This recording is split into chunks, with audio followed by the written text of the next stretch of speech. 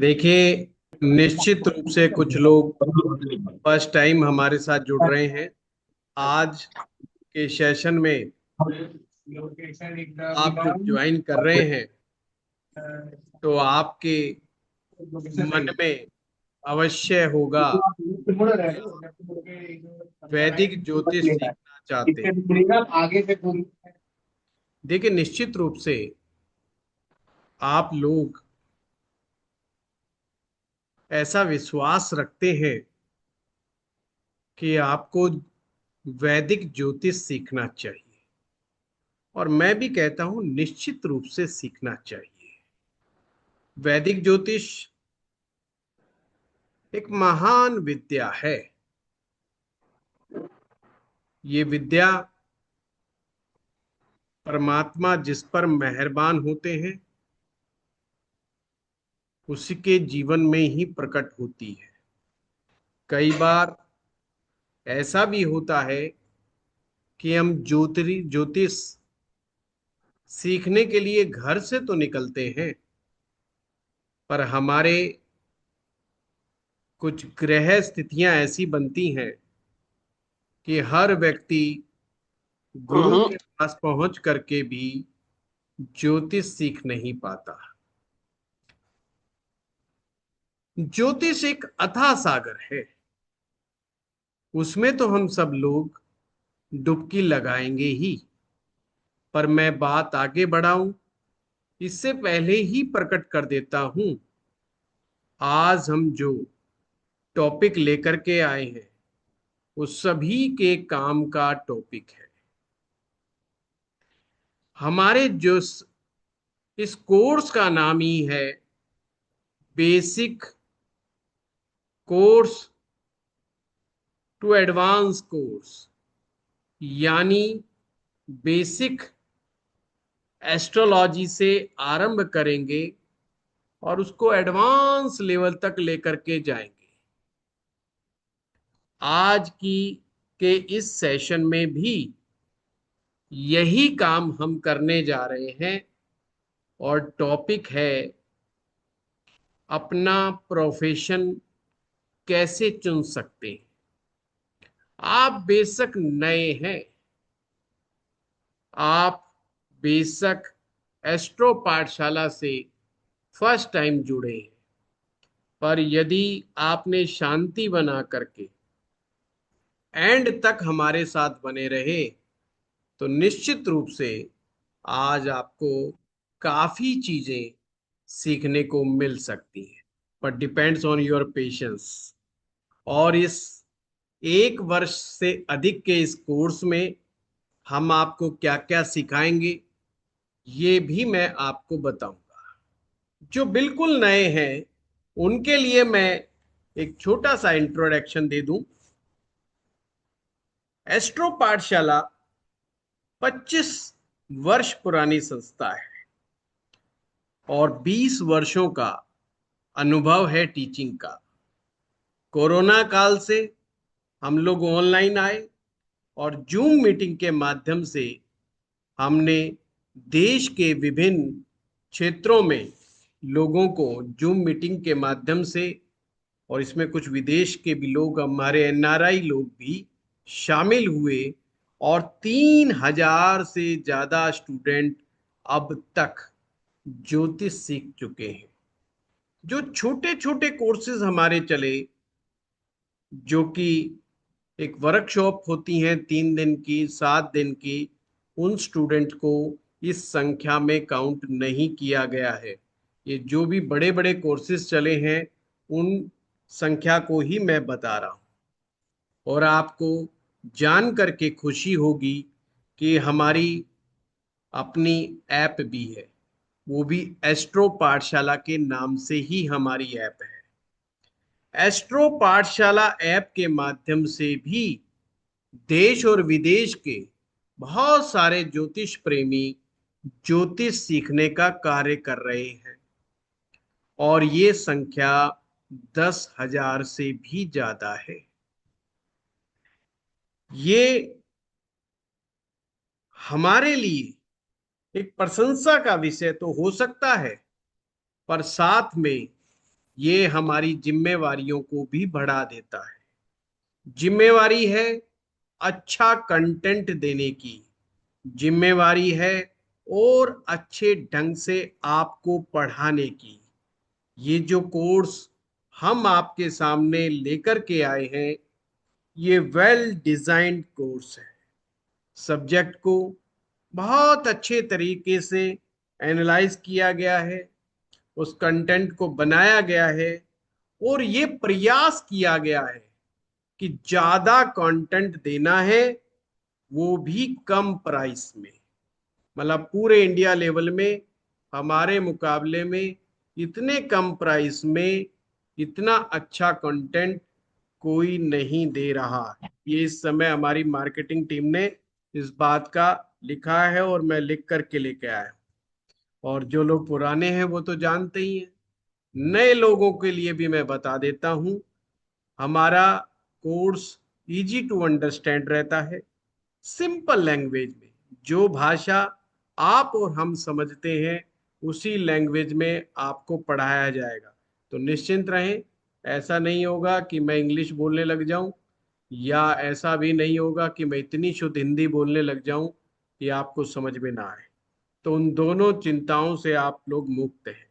जो लोग भी इस कोर्स को एनरोल कर चुके हैं उनको हर क्लास का वीडियो मिलता है।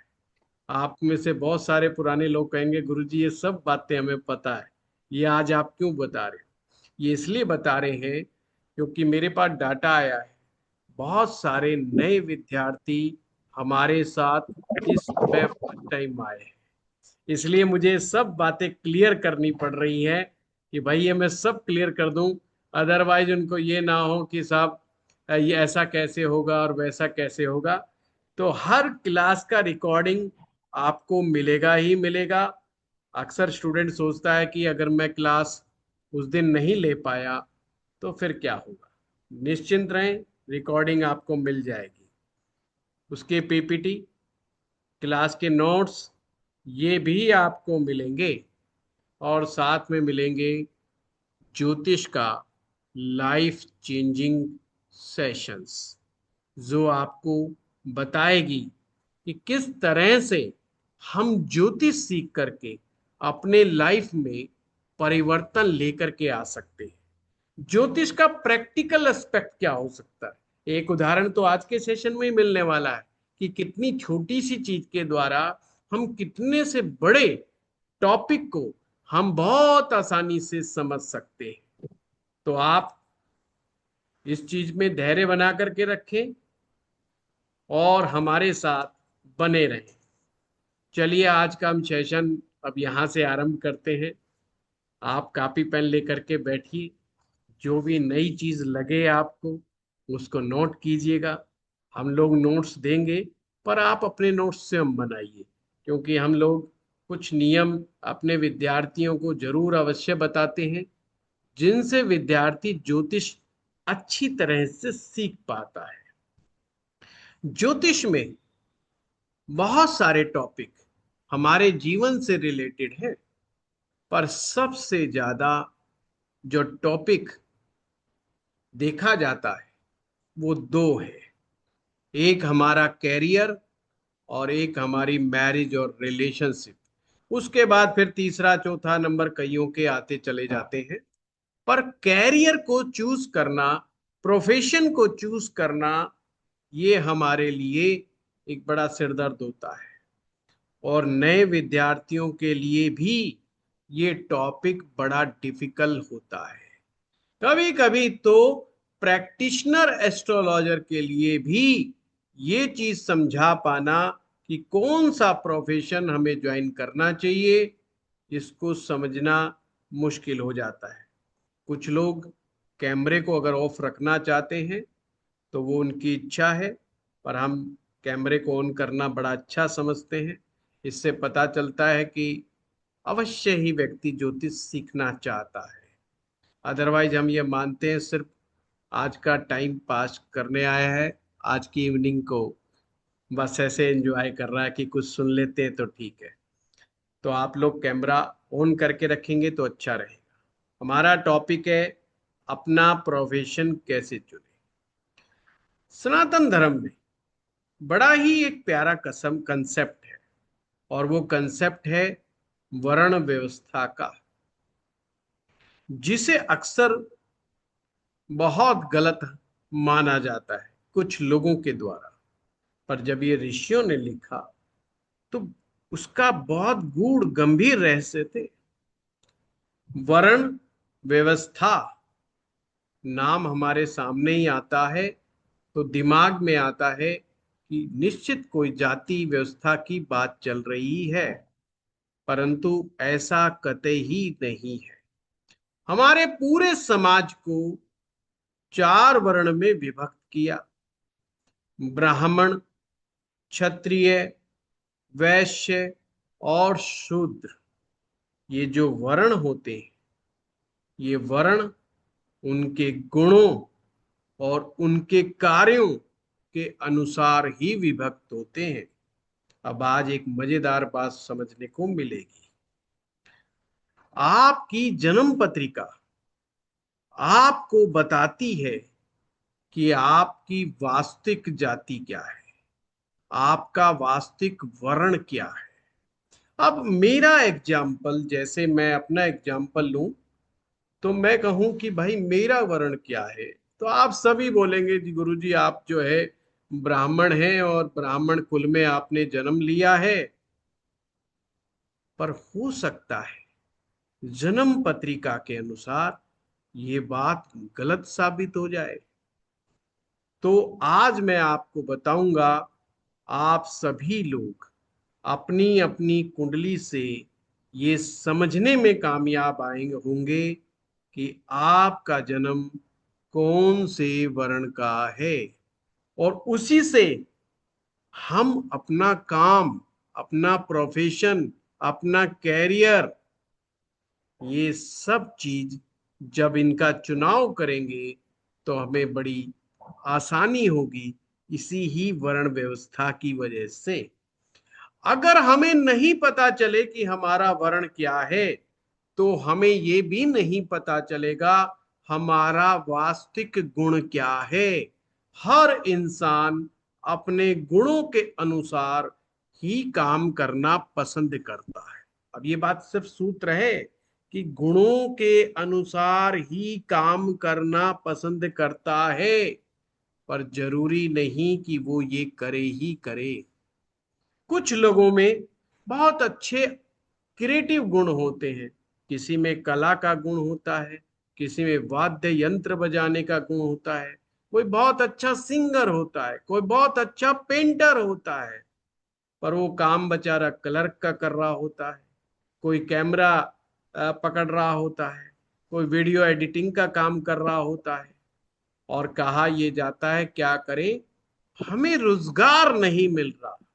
अक्सर युवा लोग जो सामने काम आता है, अपनी आजीविका को कमाने के चक्कर में उसी काम में घुस जाते हैं। और कुछ लोग समझदार माता पिता अच्छे विद्वान ज्योतिषी के पास भी जाते हैं, और ज्योतिषी के पास भी समस्या वही रहती है, वो भी क्लैरिटी के साथ नहीं बता पाता। आज मैं आपको स्टेप वाइज बताऊंगा कि किस तरीके से आप अपने प्रोफेशन को बड़े एफिशिएंटली आप चुनाव कर सकते हैं। चलिए अब हम इन वर्ण की व्यवस्था की हमें बात हुई, सबसे पहले हम ये समझें कि हमारी जाति, वास्तविक जाति क्या है। जाति यानी हमारा आंतरिक गुण क्या है। अगर हम कोई भी कर्म अपने गुणों के साथ अलाइन करके करेंगे तो हमें जीवन में ज्यादा सफलता मिलेगी, ज्यादा सुख मिलेगा, ज्यादा प्रसन्नता मिलेगी, और हम लंबे समय तक काम करने के बाद भी थकेंगे नहीं। आपको जानकर के हैरानी होगी, जो लोग गलती से दूसरी आजीविका में प्रवेश कर जाते हैं, उनको बहुत जल्दी थकान अनुभव होने लग जाती है। बस वो काम को तो निपटाते हैं, परंतु उनको ऐसा लगता है बस जल्दी रिटायरमेंट मिल जाए तो अच्छा है, किसी तरह पीछा छूट जाए तो अच्छा है। और कुछ लोग तो अपना दूसरा काम करने की इच्छा से दूसरी दिशा में मुड़ जाते हैं। 50 वर्ष की आयु के बाद अक्सर लोगों में एक आत्म अवलोकन की अवस्था आती है और आदमी कहता है अब तो यार मैंने ये इतना तो कर लिया कि परिवार का गुजारा चल जाए, अब मैं अपने पैशन को फॉलो करना चाहता हूँ। मैंने बचपन में मेरी ये खासियत थी, जवानी में मैं यही काम करना चाहता था, परंतु परिवार की समस्याएं, परिवार का बर्डन या पारिवारिक परिस्थितियों की वजह से मैं अपनी कला के साथ आगे नहीं बढ़ पाया। इसका मुझे मलाल है। इसलिए अक्सर लोग 50 वर्ष की आयु के बाद अपने दूसरे काम की तलाश में चल पड़ते हैं। कुछ आप लोगों ने भी निश्चित रूप से बचपन में या जवानी में सपना देखा होगा कि हम एक दिन ज्योतिष विद्या सीखेंगे, हमें ज्योतिष विद्या सीखनी चाहिए, ऐसा आपने कभी ना कभी सोचा था। इसलिए आज आप सभी यहाँ पर इस सेशन में हैं, इस उम्मीद के साथ कि आप भी ज्योतिष सीखेंगे। और आज ये पता चलेगा कि आप ये ज्योतिष के क्षेत्र में आए क्यों, क्या रीजन है कि किस वजह से आपको ये अट्रैक्ट होकर के आप इस तरफ आए हो। तो चलो सबसे पहले हम समझते हैं हम अपनी जन्म पत्रिका से किस प्रकार से फाइंड आउट करते हैं कि हमारा कौन सा वर्ण है। 4 वर्ण मैंने बताए, ब्राह्मण, क्षत्रिय, वैश्य और शूद्र। ये वर्ण हमारी राशि के अनुसार हमें प्राप्त होते हैं।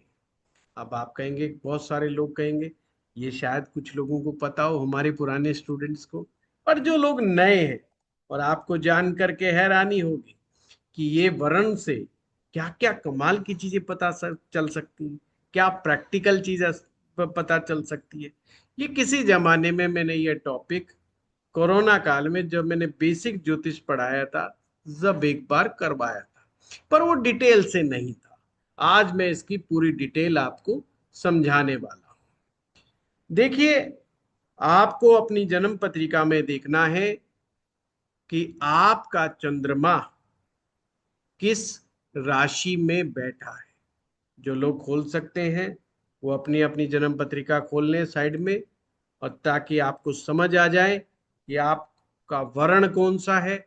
उसके बाद आपको ज्यादा अच्छा मजा आएगा अपनी चीजों को समझने में। तो मैं यहां पर आपको राशियां लिखवा रहा हूं, उन राशियों को लिख ले। सबसे पहले मैं क्षत्रिय राशि के बारे में बात करूंगा। क्षत्रिय राशि जो अग्नि तत्व वाली राशियां होती हैं, मेष राशि, सिंह राशि और धनु राशि। ये 3 राशियां, यानी कि जिन लोगों का चंद्रमा मेष, सिंह या धनु राशि में है, वो क्षत्रिय वर्ण में पैदा हुए हैं। अब क्षत्रियों के अपने गुण होते हैं, उसके बारे में हम विश्लेषण करेंगे, पर प्रोफेशन में क्षत्रिय वर्ण किस तरह से अपनी जिम्मेवारी का निर्वहन करता है, ये भी आपको आज पता चलेगा। तो आप सभी ने निश्चित रूप से लिख लिया होगा क्षत्रिय वर्ण के बारे में। अब लिखें वैश्य। वृष राशि, कन्या राशि, मकर राशि। वृष, कन्या और मकर राशि, ये वैश्य राशियां हैं, यानी कि पृथ्वी तत्व की। अच्छा, हमने कोर्स में ये सब चीज डाला है, ये 5 तत्व क्या होते हैं, पृथ्वी तत्व के क्या गुण हैं, अग्नि तत्व का क्या गुण है, ये सब डिटेल से इस कोर्स के अंदर है। मौका लगा तो मैं वो भी बताऊंगा आपको कि हमने कोर्स में क्या क्या कंटेंट डाला हुआ है। तीसरा लिखे शूद्र, मिथुन राशि, तुला राशि और कुंभ राशि। मिथुन, तुला और कुंभ राशि ये शूद्र वर्ण है।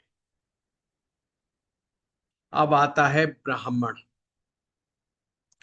ब्राह्मण कर्क राशि, वृश्चिक राशि और मीन राशि, ये तीन गुरु इसकी राशियां 4, 8, 12 यानी कर्क, वृश्चिक और मीन, ये तीन राशियां ब्राह्मण राशियां हैं। गुरुदेव शूद्र राशि के तत्व क्या है, किस तत्व तीन की है? आकाश, वायु, सॉरी वायु, 3, 7, 11, ये जो राशियां हैं जो हमें परमात्मा के द्वारा प्राप्त हुई है, ये हमारी वास्तविक वर्ण व्यवस्था है। पर हम जिस परिवार में, जिस खानदान में, जिस जाति में जन्म ले लेते हैं, अक्सर हम ये समझते हैं कि यार हमारी वास्तविक जाति तो ये है। जैसे मैं अपना एग्जाम्पल यहां पर देना चाहूंगा, मैं ब्राह्मण जाति में हुआ, पर ये वास्तविकता से अगर मैं अपनी जन्म पत्रिका देखता हूं तो मैं ब्राह्मण नहीं हूं, क्योंकि मेरी जो राशि है वो मेष है। अब आप देखिए कि मेष राशि किस में आती है। मेष तो क्षत्रिय राशि में आती है। अब क्षत्रिय होने से इस क्षत्रिय वर्ण का गुण और प्रभाव मुझमें कुछ ज्यादा मिलेगा। जो पारिवारिक संस्कार है ब्राह्मणत्व के, वो एक अलग है, वो मेरे पारिवारिक संस्कार है। पर जो परमात्मा ने मुझे वास्तविक रूप से भेजा है जिस वर्ण के अंदर, वो क्षत्रिय वर्ण है। तो आपको इन वर्णों के बारे में पता चला। अब एक एक करके हम डिस्कस करते हैं। अब जिन लोगों की भी कुंडली के अनुसार जो भी क्षत्रिय वर्ण में हुए हैं, यानी जिनकी कुंडलियों में चंद्रमा मेष राशि में, सिंह राशि में और धनु राशि में है, उनके अंदर जो गुण है वो अग्नि तत्व के गुण हैं। और अग्नि की का विशेष गुण होता है कि उसे कहीं से भी आरंभ कर दो, वो नीचे से ऊपर की ओर ही जाती है। दूसरों को प्रकाश देती है, पर उसमें गर्मी भी है। वो लाइट तो दे रही है, पर उसके ज्यादा नजदीक जाओगे तो उसमें गर्मी भी है, उससे बचना भी पड़ेगा। तो इनमें वीरता का गुण समाया हुआ है, रिस्क लेने की कैपेसिटी समाई हुई है। तो क्षत्रिय, अब यहाँ पे रिकमेंडेशन है, देखिए समझिएगा। जिन लोगों के जीवन में हमारे कर्म क्षेत्र में, कुंडली के कर्म क्षेत्र में पापक ग्रहों का ज्यादा असर होता है, वो कभी भी अपने वास्तविक काम को नहीं पहचान पाते और हमेशा वो काम करते हैं जो उनके गुणों के विपरीत होता है। ये आपको कोर्स में तो पता चलेगा, पर आज मैं बस छोटा छोटा नेट सेल में बता दूं। हर आदमी अपने गुणों के साथ अलाइन नहीं हो पाता, यानी अपने गुण के अनुसार काम नहीं कर पाता। इस संसार में बहुत सारे लोग हैं जिनके मन में ये पीड़ा है कि यार मैं ये बनना चाहता था, मैं तो ये बन गया। अरे मैं तो फिल्मी कलाकार बनना चाहता था, पर देखो ना अब मैं यहाँ स्कूल में जेबीटी मास्टर बन गया हूँ। अब वो जेबीटी मास्टर बन गया, पर बनना क्या चाह रहा था, हीरो। अब उसके मन में कितनी भारी टीस है। तो ये विद्या परम विद्या है। इस विद्या के माध्यम से आने वाली पीढ़ियों को आप केवल ये वर्ण देख करके आप बता सकते हैं कि बेटा तू इस वर्ण में पैदा हुआ, तुझे इससे रिलेटेड काम करना चाहिए, तुझे ये चुनना चाहिए। उसको समझाओगे तो उसके जो ऊपर धूल लगी हुई है वो हट जाएगी, वो छट जाएगी। बहुत सारे लोग कहते हैं, अक्सर महिलाओं की ये कंप्लेंट होती है, हम घर में हैं, बैठे हैं, खाली हैं, कमी कोई नहीं है जी, हमारे घर परिवार में सब अच्छा है, हम कुछ करना चाहते हैं पर समझ में नहीं आ रहा कि हम करें क्या। हम नहीं समझ पा रहे कि हमारा वास्तविक एनर्जी, हमारा वास्तविक ताकत, वास्तविक शक्ति, वास्तविक क्षमता हमारी क्या है। कुछ नहीं, कुंडली उठाना सबसे इजी टास्क है, सबसे सिंपल स्टेप है। देखो चंद्रमा कहां बैठा है, चंद्रमा कौन, चंद्रमा आपका मन है। और जो काम मन से किया जाता है ना, उसमें कभी भी थकावट नहीं होती, कभी भी मानसिक कष्ट नहीं होता, चाहे वो काम कितना भी कठोर क्यों ना हो, कितना भी मुश्किल क्यों ना हो। अगर कार्य दिल से किया जा रहा है, उसको करने से उल्टा आनंद की प्राप्ति होती है। ये कर्म का सिद्धांत है। अगर जिस काम को करने पर आपको आनंद नहीं आएगा, उस काम को करने पर बहुत जल्दी थकावट होने लगती है, मन करता है यार अब किसी को नौकरी पसंद नहीं है, और वो जब सुबह उठ के जाता है ना, तो उसको लगता है हे भगवान, बस कोई छुट्टी हो जाए, बस किसी तरह से कोई बहाना मिल जाए। वो काम करके खुश नहीं होता, उल्टा काम करके दुखी होता है। उन लोगों के लिए आज का सेशन आंखें खोलने वाला हो सकता है। तो चलो, हम क्षत्रिय के गुण तो लिख ही रहे हैं, किन किन तरह के कामों में उनको सहयोग बहुत अच्छे से मिल सकता है, या कौन सा काम करके वो खुश होंगे। जितने भी अथॉरिटी वाले काम है, मैनेजमेंट वाले काम है, फोर्स वाले काम, फोर्स मैंने होता है एयरफोर्स, हमारी आर्मी, हमारी पुलिस, आप ये भी कह सकते हैं जिन कामों में भी एडवेंचर छिपा हुआ है, ऐसे वो काम जिसमें रिस्क है, उन्हें ऐसे काम करके मजा आएगा। नए नए चैलेंज हो जिस काम में, नए नए लोगों से मिलना जुलना हो, रोज नई नई चीजें सीखने को मिले। क्षत्रिय वास्तव में तो योद्धा है। अगर भूल जाओ कभी अचानक से, अरे यार इसका ये तो पता चल गया, 1 5 9 वाला जो है क्षत्रिय होता है, पर मैं तो भूल गया कि कौन कौन सा गुरु जी ने लिखवाया था, मैं तो भूल गया दिमाग में। योद्धा दिमाग में रखे, योद्धा जो युद्ध करना जानता है, युद्ध में टिका रहना जानता है। यानी एक ऐसा व्यक्ति जो ऐसी ऐसे कैरियर को चुनता है जिसमें स्ट्रगल है, परेशानी है। अब मान लीजिए पिताजी का काम चल रहा है, पिताजी की बहुत अच्छी दुकान चल रही है, बहुत बढ़िया दुकान है पिताजी की। अब बेटा जी गया, जाकर के सीधा बैठ गया। बेटे को क्या संघर्ष करना पड़ा, बने बनाए क्लाइंट मिल गए, बनी बनाई मार्केट मिल गया, बना बनाया प्रोडक्ट मिल गया, हर चीज उसको आसानी से मिल गई। उसको क्या संघर्ष करना पड़ा, कोई संघर्ष नहीं करना पड़ा। परंतु ये उस काम को चूज करना पसंद करते हैं जो नया हो, अलग ढंग का हो, जिसमें संघर्ष करना पड़े। उस काम में इनको मजा आता। अब ऐसे बच्चे को जो ऐसे में पैदा हो गया, जो मेष सिंह और धनु में पैदा हो गया राशि लेकर के, आप उसे कह रहे हो बेटा दुकान पे बैठ जा, बेटा मेरी फैक्ट्री संभाल ले, बेटा तेरे को मैं सीईओ बना दूंगा तू फैक्ट्री संभाल ले। अरे भाई वो टेंशन में आ जाएगा। वो फैक्ट्री बना लेगा, पर वो कहता है पिताजी फैक्ट्री में बनाऊंगा, पर वो बिल्कुल अलग हट करके, आप वाली नहीं बनाने वाला, आप ये प्रोडक्ट बना रहे तो मैं दूसरा बनाऊंगा। ये इनका गुण है। इस अग्नि तत्व को समझे, इस पावर को समझे, इस शक्ति को समझे, तो हमें पता चलेगा। और क्या कर सकते हैं, प्रॉपर्टी रिलेटेड काम, कंस्ट्रक्शन का काम, गवर्नमेंट रिलेटेड काम। अब बड़े बड़े ठेके लेना, सरकार के ठेके लेना, कोई रिस्क लेना है ना, पैसा जाएगा रहेगा जाएगा कहेगा, गवर्नमेंट रिलेटेड काम। या ये कहते हैं हम ही सरकार है, हमें ही सरकार बना दो, हम ही सरकार चला ले तो अच्छा। राज सत्ता, योद्धा का काम क्या है? युद्ध किस लिए लड़ रहा है? युद्ध तो वो सत्ता के लिए लड़ रहा है, उसको पावर चाहिए। ये ध्यान रखें, 1 5 9 राशियों को नीड होती है ग्रोथ की। अगर इनको ग्रोथ नहीं मिलेगी तो मुरझा जाएंगे।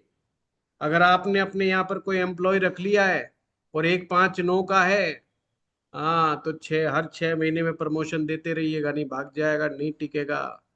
वो प्लान बना चुका है, अपना ही धंधा खोलेंगे बाबूजी, अपन तुम्हारे नीचे नहीं फालतू करेंगे। एक दिन तो मैं धंधा खोलूंगा, जिस दिन मौका लगेगा उसी दिन धंधा खोलूंगा। वो नहीं रहने वाला। उसको पावर चाहिए, उसको अथॉरिटी चाहिए। अगर उसको पावर मिलेगी, अथॉरिटी मिलेगी और ग्रोथ मिलेगी, 3 चीज याद रखना, पावर, अथॉरिटी और ग्रोथ, अग्नि तत्व के लिए, तो ही वो उस काम में सरवाइव करेगा, नहीं तो सर छोड़ के भाग जाएगा। सर मैं कुछ पूछूं? जि- जितने नहीं, प्रश्न नहीं पूछना, मैं भूल गया तो। इंजीनियरिंग से संबंधित काम, जितने भी इंजीनियरिंग से संबंधित काम है, ये सब अग्नि तत्व वाले काम है। मैनेजमेंट के काम, चाहे वो ऑर्गेनाइजेशन की मैनेजमेंट हो, फैक्ट्री की मैनेजमेंट हो, बिजनेस की मैनेजमेंट हो, रिस्क मैनेजमेंट हो, जहां पर मैनेजमेंट आ गया, ये लोगों को बड़ा मजा आता है। इनको आदेश देने में बड़ा मजा आता है कि तुम ये करो, तुम वो करो, तुमने ये क्यों नहीं करा, तुमने वो क्यों नहीं करा। वही पावर एंड अथॉरिटी चाहिए, तो मैनेजमेंट में ये चीज मिल जाती है, उनको पावर भी मिल जाती है, अथॉरिटी भी मिल जाती है। जितने भी प्रकार के एडवेंचर्स काम होते हैं, नए नए काम, नए बिजनेस क्रिएट करना, या आप अपनी भाषा में एंटरप्रेन्योरशिप के गुण भी कह सकते हैं।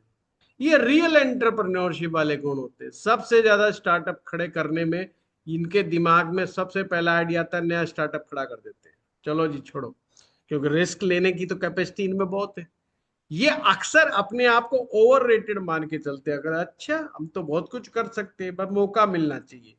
मतलब इनमें कॉन्फिडेंस कूट कूट करके भरा हुआ होता है। इसको कह सकते हो आप लीडरशिप क्वालिटी भी होती है। इंजीनियर बन सकते हैं तो ये डॉक्टर भी बन सकते हैं। फायर रिलेटेड काम, अग्नि में किसी को तपाना हो, मेटल रिलेटेड काम, बड़े अच्छे तरीके से ये कर सकते हैं। और जूत बजाना हो, हरियाणा में कहते हैं जूत बजाना, वो काम भी अच्छे तरीके से कर सकते हैं। अग्नि तत्व है ना, ये पता है कैसे बजाने ढंग से। कुछ कर सके ना करे, अगर ये कुछ नहीं करेंगे तो ध्यान रखना है जूत बजाएंगे। तो अगर अपने परिवार में भी कोई ऐसा बच्चा, उसको 4 गुना ज्यादा काम दे के भेजो। अगर आपको पता है ये काम ये 1 घंटे में कर देगा, तो उसको 4 घंटे का काम दे दो पहले। लगा रहेगा अपने काम में, अपनी एनर्जी में लगा रहेगा। अग्नि तत्व, अगर वो प्रूव करना चाहता है अपने आप को, वो अपने आप को कहना चाहता है, आपको समझाना चाहता है कि मैं बहुत कुछ कर सकता हूं, उसके अंदर की जो ताकत है, वो अग्नि का जो प्रभाव है, वो बार बार उसको उद्वेलित करता है ऊपर उठने के लिए, इस संसार में चमकने के लिए। उसको लगता है मैं पैदा ही हूं कि हुआ हूं यश कमाने के लिए, मेरा मान सम्मान होना ही चाहिए, मैं धरती पर आया हूं तो मुझे यश मिलना ही चाहिए, ऐसा उसका मन करता है। तो उसको वो ऐसे ही काम छाटेगा। इसीलिए उसमें लीडरशिप क्वालिटी कूट कूट करके भरी हुई होती है। तो आप लोगों में बहुत सारे लोगों ने नोट किया होगा ये। और आप, ये क्या हो गया? चलिए अब हम दूसरे उस पे चलते हैं।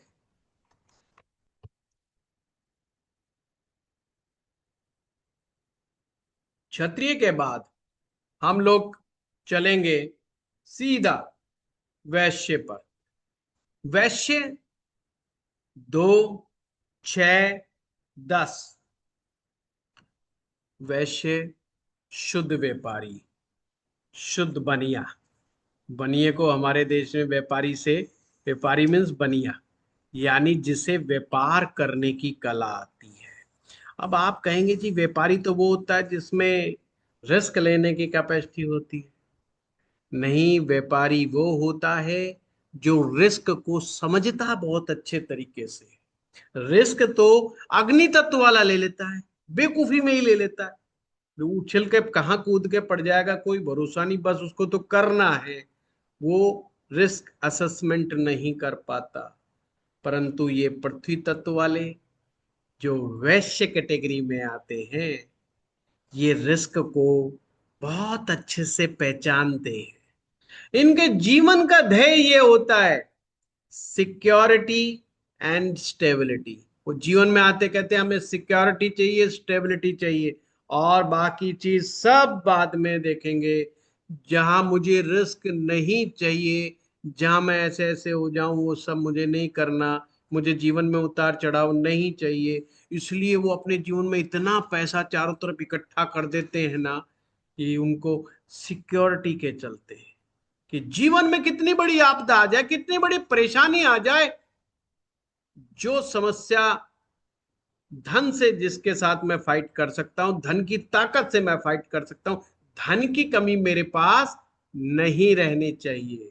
वास्तविक रूप से धन की समझ इन वैश्य वालों को बहुत गजब की होती है।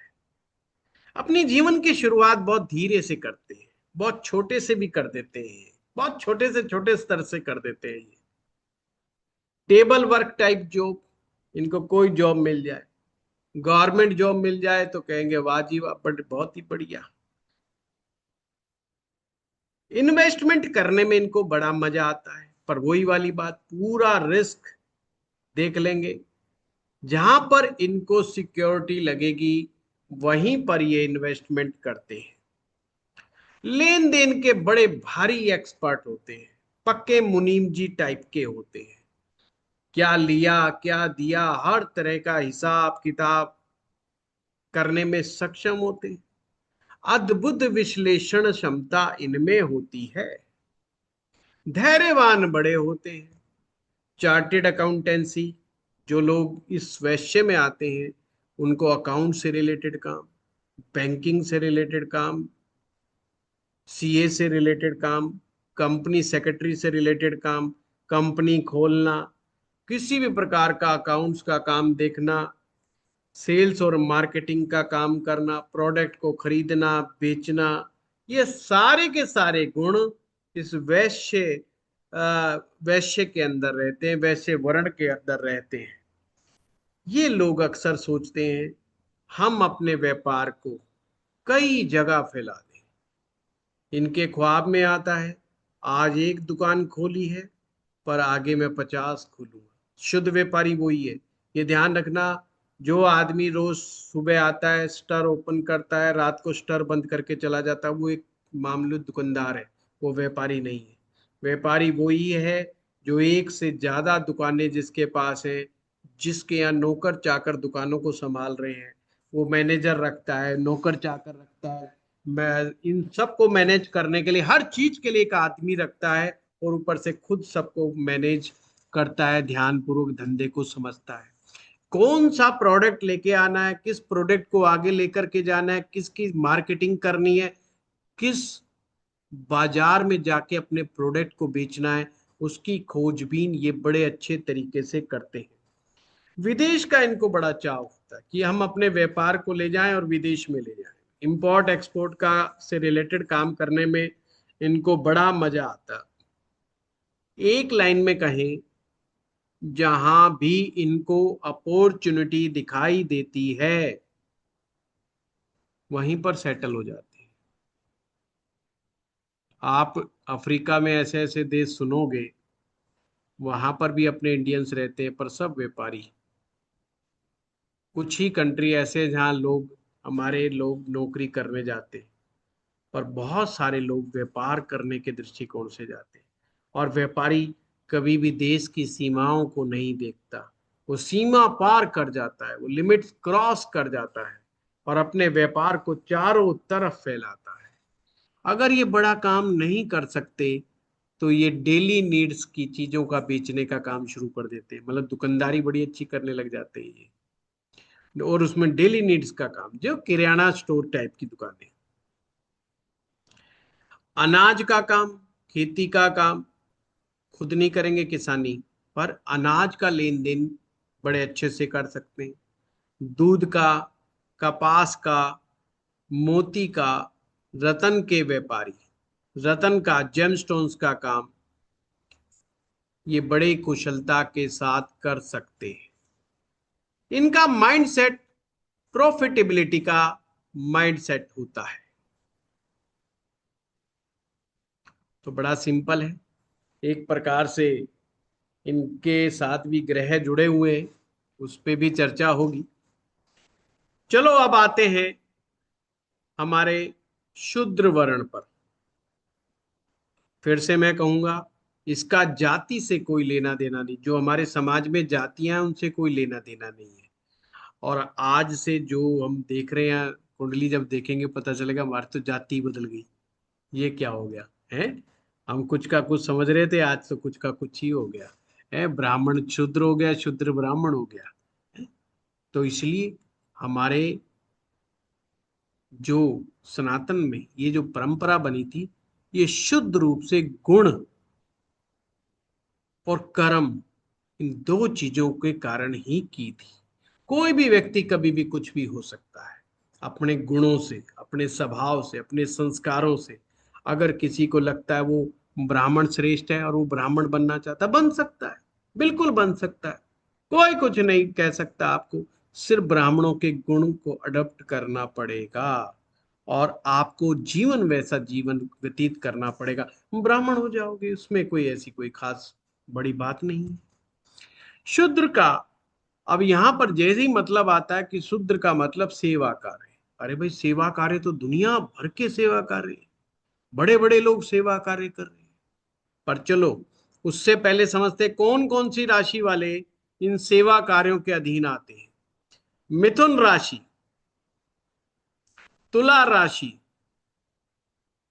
और कुंभ राशि। मिथुन राशि, तुला राशि, कुंभ राशि। नौकरी इनको सबसे ज्यादा प्रिय होती है कि जॉब कर ले किसी तरीके से। ये भी अपनी सिक्योरिटी को लेकर के विशेष रूप से चिंतित रहते हैं, पर रिस्क लेना पसंद नहीं करते। देखो, पहली कैटेगरी में क्या था, रिस्क ले लेते थे वो थोड़ा, पर वो बड़ा माप तोल करके रिस्क लेते थे। ये कहते हैं उन्हें मापना तोलना है ही नहीं, हमने तो कुल मिला के रिस्क लेना ही नहीं, हमें उसी काम में जाना है जहां श्योर शॉट हमारी सिक्योरिटी हो, तो हम काम में जाएंगे, अदरवाइज नहीं जाएंगे। अब आप में से कोई कहेगा क्या ये व्यापार नहीं कर सकता? ये व्यापार भी कर सकते हैं, पर ये व्यापार उसी स्थिति में करेंगे जब इनको पूरी सिक्योरिटी मिलेगी। अच्छा, मामा भी कपड़े की दुकान, चाचा भी कपड़े की दुकान, फूफा भी कपड़े की दुकान, ये सबके पास जाएंगे वन बाय वन। हाँ मामा, मेरी कितनी मदद करेगा? मामा कहेगा बेटा मैं हूं, तेरा कपड़ा नहीं बिका तो मैं बैठा हूं। चाचा कहेगा अरे बेटा चिंता ना कर, मैं बताऊंगा तुझे कौन सा डिजाइन तेरे पास तेरे को बेचना है। दूसरा कहेगा रिश्तेदार, बेटा मैं हूं ना। जब देखते हैं अरे इतनी सिक्योरिटी है मेरे पास, तो ये कपड़ा भी बेच लेंगे। अब आपको आगे चल करके पता चलेगा करने में ये कोई कुछ भी कर देते हैं। हमें देखना है कि वो क्या देखता है। अग्नि तत्व रिस्क ले लेता है, सोचता नहीं है ज्यादा, घुस जाता है, बाद में दिमाग लगाता है अरे क्या हो गया, कहाँ फंस गए, कहाँ आ गए। वैसे हर चीज का गणित माप तोल करके ही घुसता है, वरना घुसता ही नहीं है। तीसरे वाला कहता सूंघना चाहता हूं मैं कि रिस्क तो नहीं है, जहां रिस्क है वहां तो मैं बिल्कुल नहीं जाऊंगा, कितना ही करोड़ों का फायदा हो मैं उस चक्कर में नहीं पड़ने वाला। मुझे कुछ ना कुछ सिक्योरिटी सिग्नल चाहिए। क्या क्या काम कर सकते हैं, मैं सर इसका फिर से तत्व कहा। क्या है सर? जब इनकी जॉब का मैटर, अभी कोई बीच में ना बोले, जब सिक्योरिटी की बात आती है तो हमारे यहाँ पर गवर्नमेंट जॉब को बड़ा सिक्योर माना जाता है, तो गवर्नमेंट जॉब करना पसंद करते हैं। और क्या क्या काम कर सकते हैं, ये बहुत अच्छे टीम वर्कर की तरह काम करते हैं, टीम प्लेयर की तरह काम करते हैं। ट्रैवल रिलेटेड जॉब बहुत अच्छे तरीके से कर सकते हैं। डिजिटल मार्केटिंग, सोशल मीडिया, या किसी भी तरह का कमीशन टाइप का काम, मेहनत का काम, मशक्कत का काम, पसीना बहाने वाला काम, मेहनत मजदूरी का काम, मैकेनिक का काम, स्पेयर पार्ट्स का काम, छोटी छोटी मशीनरी का काम, मशीनों का लेन देन, मशीनों को सुधारना, रिपेयर वर्क करना, या आप कह सकते हो अनऑर्गेनाइज्ड जो सेक्टर होता है उसमें ये बड़ी जल्दी अपना लेते हैं।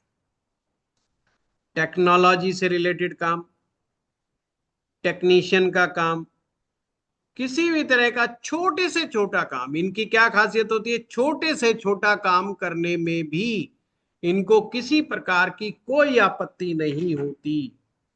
इनको बस सिक्योरिटी मिलनी चाहिए। चाहे वो नाई का काम हो, चाहे वो धोबी का काम हो, चाहे वो बावर्ची का काम हो, किसी भी तरह का काम हो, काम करने में इनको कोई किसी प्रकार की दिक्कत नहीं आती है। चाहे वेटर का काम हो, फटाफट उसको एक्सेप्ट कर लेंगे। बस अपनी जेब का पैसा नहीं जाना चाहिए, रिस्क नहीं। इनको मतलब रिस्क नहीं चाहिए, ये इनकी खासियत होती है। अच्छा, बड़े अच्छे एम्प्लॉय साबित होते हैं, बॉस की बात को पूरी तरह से फॉलो करने का ऑर्डर अच्छी तरीके से लेते हैं, कि जैसा बॉस कहता है वैसा उसको मानते हैं, और अपना हार्डवर्क के द्वारा अपने आप को प्रूव करते हैं। अभी रोड मैप अगर इनको बना करके दे दो, भाई देख तुझे सुबह आएगा, तुझे ये करना है, फिर ये करना है, फिर ये करना है, इनको रोड मैप प्रॉपर तरीके से बना करके दे दो, उस पे ये मेहनत बहुत अच्छी कर देंगे। पर खुद से क्रिएटिविटी तरीके से नया अद्भुत काम क्रिएट करके देना वो थोड़ा मुश्किल है। यानी आपको गाइड करना पड़ेगा, थोड़ा सा गाइड कर दो, फिर तो मेहनती बहुत है। अब इसकी खासियत क्या है इस राशि की, मिथुन राशि की, तुला राशि की, कुंभ की, क्या राशि, मेहनती है, हार्ड वर्कर है, छोटे से छोटे काम को भी खुद अपने आप कर लेंगे। ज्यादा उसमें आदेश देना, ये करना वो करना, उन चक्रों में ये ज्यादा नहीं पड़ते हैं, सर्वाइवल से मतलब है। ये था शूद्र के ऊपर। अब हम अंत में आते हैं ब्राह्मण वर्ण, जो कि 4, 8, 12 राशियों से है। यानी जो भी कर्क राशि के हैं, वृश्चिक राशि के हैं, मीन राशि के हैं, वो सभी के सभी लोग ब्राह्मण वर्ण के तहत आते हैं। अब जैसे ही ब्राह्मण आएगा तो ब्राह्मण का दिमाग में आते ही एक बात तो दिमाग में क्लियर हो जाती है कि ब्राह्मण का संबंध ज्ञान से है, ब्राह्मण का संबंध विज्ञान से है, केवल अध्यात्म से नहीं, ये ध्यान रखना, ज्ञान से, विज्ञान से। चाहे वो विज्ञान भगवान का हो, चाहे वो विज्ञान संसार का हो, विज्ञान तो उनके लिए विज्ञान ही है। अध्यात्म को भी बड़ा साइंटिफिक तरीके से ये लोग अप्रोच करते हैं। जितने भी प्रकार की रिसर्च होती है, अब चाहे वो रिसर्च आध्यात्मिक हो, चाहे वो संसारिक हो, चाहे दवाओं पर की रिसर्च करनी हो, मंत्रों पर रिसर्च करनी हो, योग पर रिसर्च करनी हो, किसी भी प्रकार की रिसर्च करनी हो जो मानव कल्याण के लिए हो, ये जातियां ये कहती हैं कि हम कुछ ऐसा कर दें जिससे लोगों की तकलीफें कुछ हद तक कम हो जाएं, उनके लिए काम करना पसंद करती हैं। नॉलेज लेना, नॉलेज देना इनका मन पसंद कार्य है, कि नॉलेज गेन करते रहे, नॉलेज दूसरों में बांटते रहे। यानी कि लर्निंग, लर्निंग हमेशा इनकी जीवन भर चलती रहती है। ऐसे में टीचर बहुत अच्छे बन जाते हैं। कोचिंग, टीचिंग, ट्रेनिंग, कॉलेज खोल देना, स्कूल को बना देना, इनको बड़ा अच्छा लगता है। जब भी पैसा आएगा ये कहेंगे स्कूल बना देते हैं एक बढ़िया सा, प्ले स्कूल खोल देते हैं, कम पैसा है तो, ज्यादा पैसा तो बड़ा यूनिवर्सिटी खोल देते हैं। मतलब इनको कुछ ऐसा चाहिए जिसमें ज्ञान की बात हो, एजुकेशन की बात हो, नियम बनाना, समाज के लिए नियम बनाना, ऑर्गेनाइजेशन के लिए नियम बनाना, कानून बनाना, इनको ऐसे कार्यों में मजा आता है। वास्तविक रूप से ये सलाहकार होते हैं।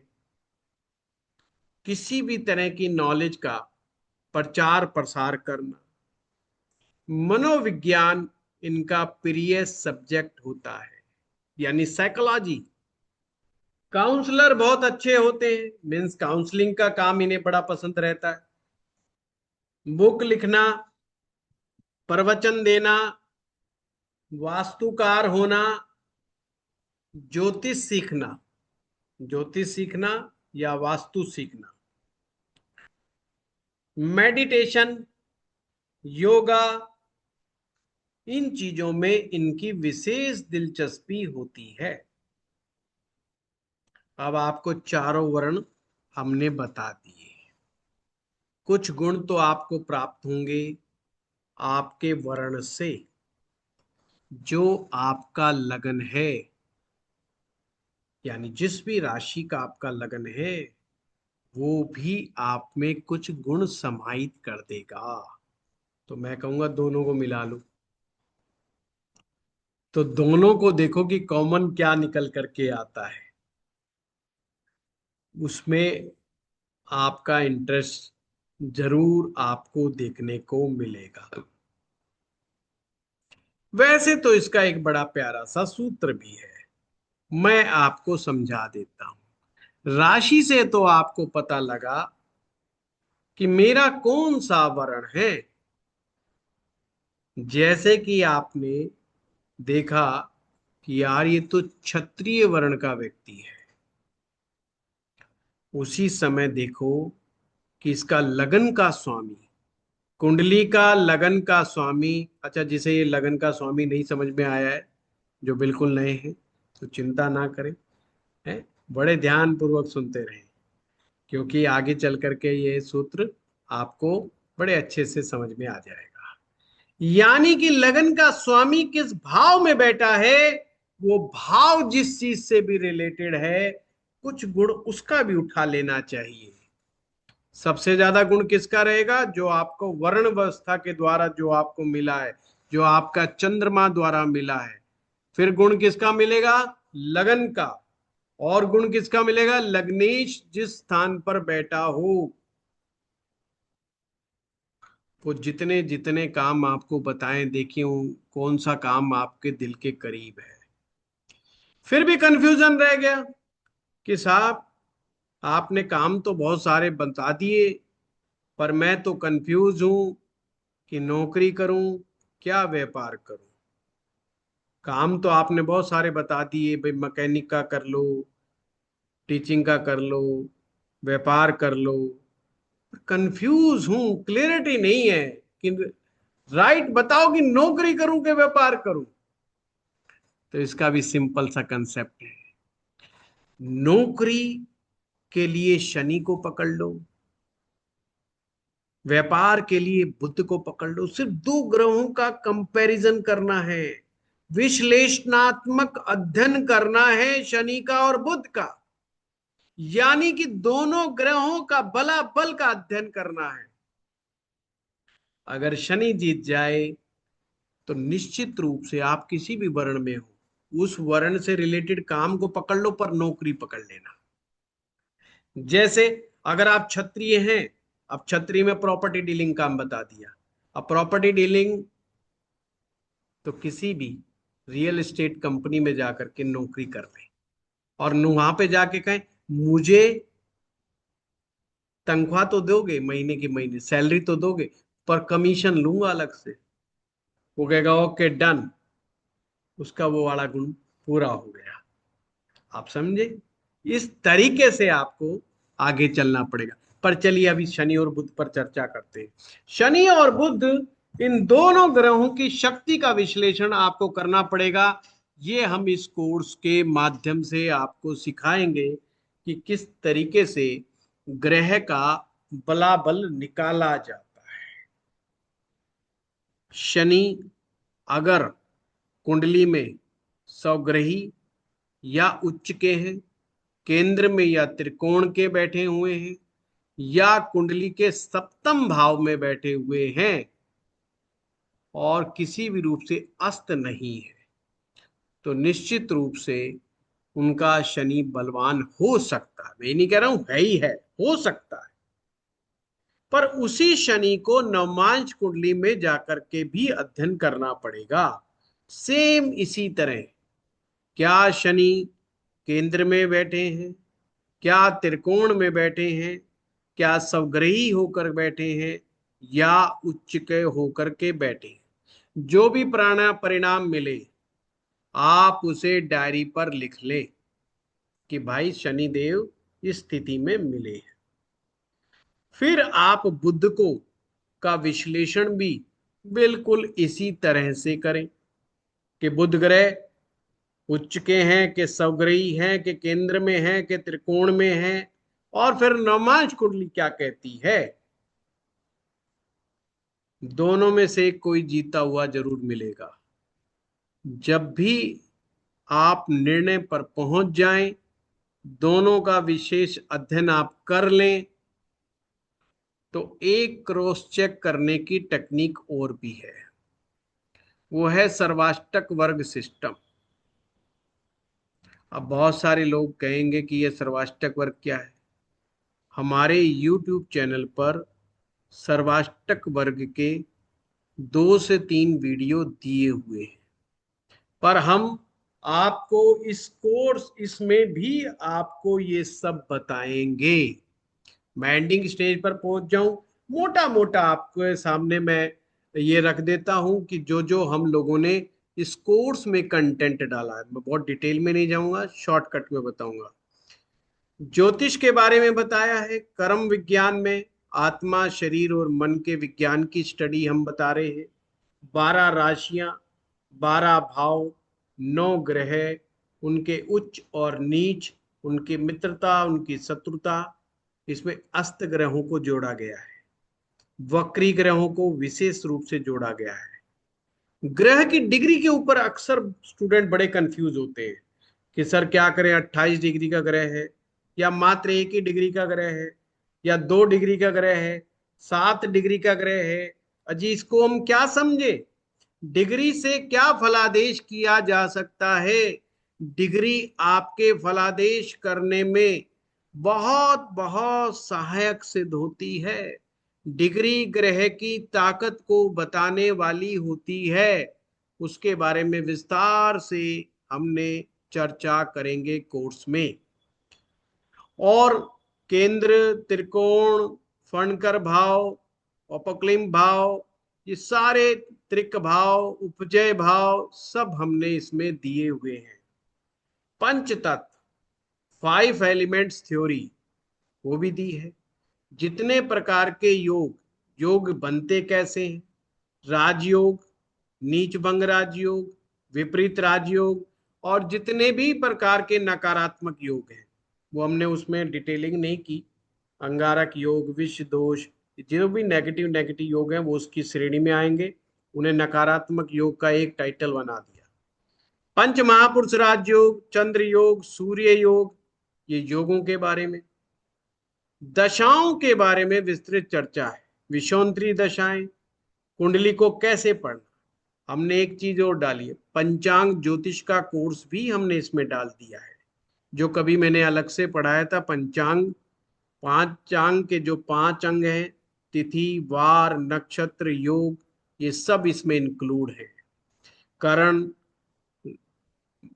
दैनिक भविष्यवाणी कैसे करते हैं, गोचर के ऊपर भी हमने इसमें क्लास रखी है।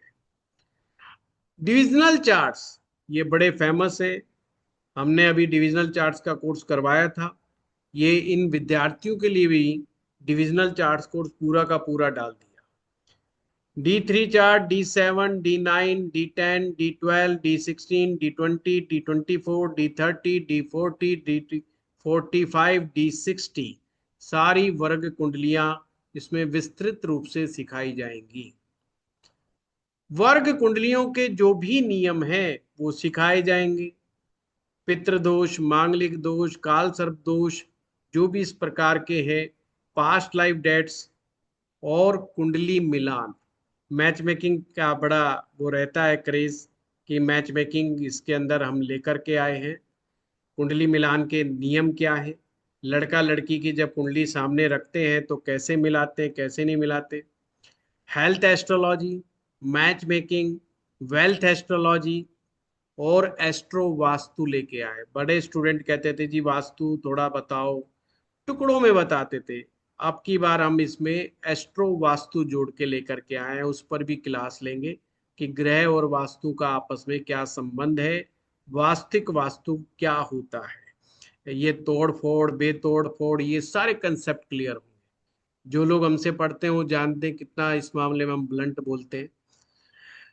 लव मैरिज एंड रिलेशनशिप, ये कोरोना में मेरा सबसे फंटास्टिक और सुपर हिट कोर्स था, लाइफ चेंजिंग कोर्स है।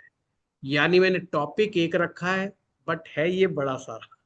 मतलब ऐसा नहीं कि एक ही क्लास है ये, मतलब ये पूरा का पूरा कोर्स ही उसमें डाल दिया उठा करके कि ये कोर्स के नाम है ये अपने आप में। जो एक साल से, जब भी मैं कह रहा हूँ हमने कंटेंट तो ज्यादा डाल दिया, अब एक साल में कैसे पूरा होगा ये समझ में नहीं आ रहा, तो 1.25 साल में भी हो जाए तो गनीमत है। कहने का मतलब love marriage and relationship, litigation, kundalini astrology, जो भी आध्यात्मिक लोग चाहते हैं कि स्पिरिचुअल एस्ट्रोलॉजी कैसे हो, कुंडलिनी एस्ट्रोलॉजी डाली। जो हमारी कुंडलिनी के सप्त चक्र है इसका भी मैंने एक अलग कोर्स पढ़ाया था कोरोना काल के अंदर। Spiritual astrology, past life dates, सर्वाष्टक वर्ग, पेंडिंग कर्मा और टाइमिंग्स कैसे निकालते हैं, जेमस्टोन पहनने की विधि, उसको पहन किस तरह से पहना जाता है, जेमस्टोन के बारे में इसमें डाला है। उपवास के बारे में डाला है। ग्रह युद्ध, यानी अक्सर जब 3 या 4 ग्रह एक भाव में इकट्ठे हो जाते हैं तो अक्सर विद्यार्थी कंफ्यूज हो जाता है कि गुरुजी क्या करूं, मेरी कुंडली में तो 4 ग्रह इकट्ठे हो गए या 5 ग्रह इकट्ठे हो गए। तो यहाँ पर किस तरह से फलादेश किया जाता है ये ग्रह युद्ध के कंसेप्ट के द्वारा बड़े अच्छे से हमने यहाँ पे समझाया है। भाव भावेश कारक, house lords in various house, मारक भाव, बाधक भाव, आरूढ़ लगन को भी इसमें जोड़ा है। जेमनी एस्ट्रोलॉजी जोड़ी है, पूरी की पूरी जेमनी एस्ट्रोलॉजी। पूरी का मतलब इसमें एक इंट्रोडक्शन टाइप का रहेगा। आत्मा कारक, अमात्य कारक, भारत कारक, पितृ कारक, पितृ कारक, धारा कारक, इस सारे कारकों को हमने यहाँ पे डिफाइन भी करना है। एस्ट्रोलॉजी में प्रैक्टिकल यूज क्या होगा, साथ में जेमनी ज्योतिष के द्वारा इष्ट देवता निकालना, पालन देवता निकालना, ग्राम देवता, कुल देवता और गुरु देवता, धर्म देवता, ये अपनी कुंडली से जैमिनी ज्योतिष में कैसे बताए जाते, कैसे निकाले जाते हैं, इसका भी विस्तार से चर्चा होगी। प्रश्ना कुंडली, प्रश्न कुंडली एक हमारा बिल्कुल डिफरेंट टॉपिक था। प्रश्न कुंडली भी आपको इसमें सिखाई जाएगी। उपाय तो होंगे ही होंगे, रेमेडीज तो है ही है, केस स्टडी होगी। अष्टांग योग पर भी चर्चा है, मंत्र, ग्रह शांति, कर्म योग, ये सारा डिटेल जहां तक मुझे समझ में आया, जो जो मैंने अब तक पढ़ाया था उसे डालने का प्रयास किया है। और जो मेरा अपना जीवन का अनुभव है, 20-25 साल जो मैंने अनुभव प्रैक्टिस करते हुए अनुभव में आया है, ज्योतिष सिखाते हुए जो अनुभव में आया है, वो सभी चीजें डालने का प्रयास हम लोगों ने किया है। तो ये मैंने जरा कंटेंट आपको बताने का प्रयास किया है कि हम कितनी मेहनत के साथ ये कोर्स लेकर के आ रहे हैं। तो बहुत सारे लोगों ने ज्वाइन किया है, अगर जो लोग ज्वाइन करना चाहें कर सकते हैं। पर अब आते हैं उसी टेक्निक के ऊपर। तो हमारी टेक्निक चल रही थी कि बुध को देखो और शनि को देखो, सर्वाष्टक वर्ग में देखो शनि का और बुध का कंपेयर करना कि शनि को ज्यादा बिंदु मिले कि बुध को मिले, निर्णय क्लियर हो जाएगा, बहुत क्रिस्टल क्लियर है। अब आप में से बहुत सारे लोग कहेंगे जी आपने कैरियर में D10 चार्ट का तो जिक्र किया ही नहीं। ये D10 चार्ट दशमांश कुंडली जो कैरियर के लिए बड़ी फेमस होती है उसका तो नाम लिया ही नहीं। वो उसका उपयोग कहाँ करते हैं वो भी हैरानी होगी जानकर।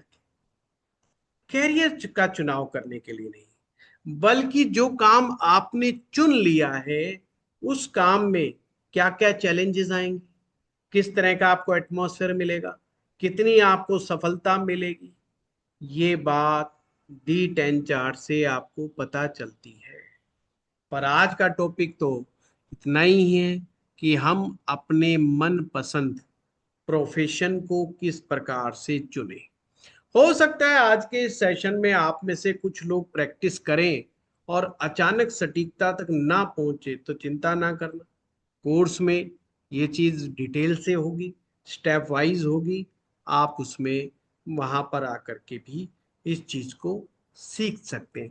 पर कम से कम मैं इतना तो महसूस कर रहा हूं, अपना वर्ण निकालना तो जरूर सीख लिया होगा कि आप किस वर्ण में पैदा हुए हैं, और इस वर्ण की वजह से आपके अंदर जो समाहित आंतरिक जो गुण है वो कौन सा गुण है, उस गुण को अपने प्रोफेशन में, अपने कार्य क्षेत्र में कैसे उसका उपयोग करके अपने आप को ग्रोथ दे सकते हो।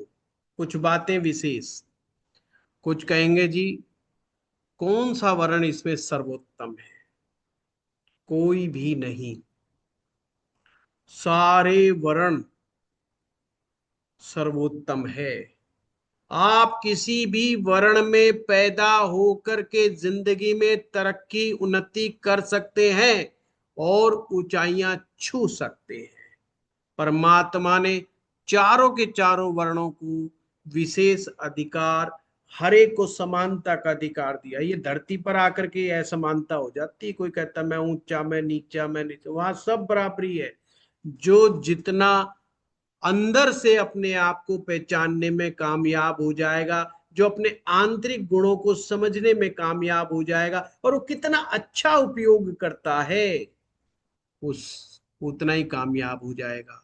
ये जो लगन की जब चर्चा चली थी, लगन क्या है, आपके ब्रेन के पैटर्न्स हैं जो पिछले जन्म के अंदर, जो पीछे से जो आप कर्म छोड़ के आए हो, जो करते आए हो, जो जिस चीज का आपको पिछले जन्म का आपको अभ्यास है, जो संस्कार आपके साथ है, बस ये जब हम अपने वर्ण की ताकत को पहचानते हैं वो चीजें भी क्लियर होने लग जाती हैं, वो चीजें भी समझ में आने लग जाती हैं कि किस तरीके से आप जो है आगे बढ़ सकते हो। मेरा ये मानना है ज्योतिष के जो सूत्र है वो प्रैक्टिकल होने चाहिए, यानी एक आम आदमी के जीवन में वो सूत्र उपयोगी होने चाहिए, वो काम आने चाहिए। केवल ज्योतिष रट्टा मारने का नाम नहीं, केवल ज्योतिष दूसरों की कुंडलियां पढ़ देने का नाम नहीं है। अगर ज्योतिष पढ़ने के बाद खुद के जीवन में क्रांति ना हो तो ऐसा नहीं होना चाहिए, उसका ज्योतिष पढ़ना व्यर्थ है। अगर लाइफ चेंज ना हो ज्योतिष पढ़ने के बाद, तो निश्चित रूप से या तो आप में कोई कमी है या मुझ में कोई कमी है, मैं ऐसा मानता हूँ। कम कमियां जो होंगी वो दूर होनी चाहिए, क्योंकि वही विद्यार्थी इसमें आगे बढ़े जो अपनी कमियों को ठीक करना चाहते। ये नहीं कि ईगो उतनी की उतनी रहे और उतना ही क्रोध रहे। वैदिक ज्योतिष और क्रोध का आपस में कोई मेल नहीं है। चलो लाल किताब में तो हम मान लेते हैं, लाल किताब में तो व्यक्ति बहुत जल्दी गुस्सा खा जाता है ना, कोई बात नहीं। पर अब वैदिक ज्योतिष में आए, वैदिक ज्योतिष में बिल्कुल शांत चित्त हो जाओ, एकदम है ध्यान मगन, मेडिटेशन वाली मुद्रा के अंदर जो मिले परमात्मा का, बस वही स्वीकार करके आगे बढ़ो, है ना। वैसे मैं अक्सर बड़ी बड़ाई करता हूँ वैदिक ज्योतिष विद्यार्थी, वैदिक ज्योतिष सीखने वाले विद्यार्थियों की। लाल किताब वाले भी बड़े प्यारे, मेरे दोनों अपने हैं। पर मैं यहाँ पर विशेष कहूंगा, अपने क्रोध को नियंत्रण में रख करके पूरी एनर्जी का उपयोग करें। अब कुछ लोग लिख रहे हैं बिंदु कैसे देखना है। अब एक क्लास में कैसे बता दूं? है। अब आपने नाम भी लिखा SSDN8। अब मैं नाम भी नहीं पढ़ सकता। है। कोड वर्ड क्या है? ठीक है। चलिए, आप सभी लोग आए, आपके सेशन में बहुत बहुत स्वागत है। तो आप सभी लोगों का बहुत बहुत धन्यवाद। हाँ, हरीश, कुछ पूछ रहे हैं आप? सर सर एक छोटी सी रिक्वेस्ट है। हाँ हाँ, टाइमिंग थोड़ा देख लीजिए सर, काम तो बहुत मतलब थोड़ा देख लीजिए, अपन सैटरडे को कर लें या थोड़ा और लेट कर लें, कोई बात क्योंकि नहीं हरीश, कर बुधवार तो। लें। ये जी तो हमारा तो जी, थैंक्स सर। लोकतांत्रिक प्रजातांत्रिक मामला है ना? कौन सा हमने उसमें थोड़ी। राष्ट्रपति जी से परमिशन थोड़ी लेनी है कि हमने किस समय करना है? वो तो जी हम जी जब जी कर लेंगे, कोई दिक्कत जी नहीं। जी जी ठीक है, जी, थैंक हाँ। You sir. ओके, धन्यवाद आप सभी। बहुत बहुत धन्यवाद गुरु जी। प्रणाम सर गुरुजी। राम गुरुदेव।